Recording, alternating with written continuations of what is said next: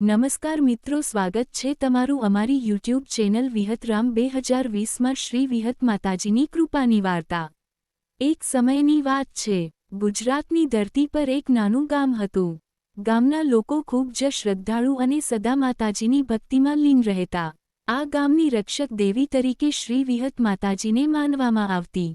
વિહત માતાજી મહાશક્તિનું સ્વરૂપ છે। તેઓ મહિષાસન પર વિરાજમાન રહી પોતાના અનેક હાથોમાં શસ્ત્રો ધારણ કરીને ભક્તોની રક્ષા કરે છે। જ્યાં જ્યાં ધર્મ પર સંકટ આવ્યું ત્યાં ત્યાં વિહત માતાજીએ પોતાની શક્તિ પ્રગટ કરી। એકવાર ગામ પર ભારે દુષ્કાળ પડ્યો।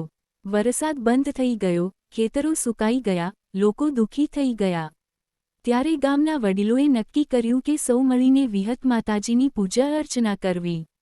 7 દિવસ સુધી અખંડ દીવો પ્રગટાવ્યો, ભજન કીર્તન થયા અને ઓમ શ્રી વિહત માતાય નમઃ મંત્રનો જાપ થયો। 7મા દિવસે રાત્રે માતાજી ભક્તને સ્વપ્નમાં દર્શન આપ્યા અને કહ્યું, ભય ન રાખો, હું તમારી સાથે છું। બીજા જ દિવસે આકાશમાં ઘેરા વાદળો છવાઈ ગયા અને ઝરમર વરસાદ વરસવા લાગ્યો।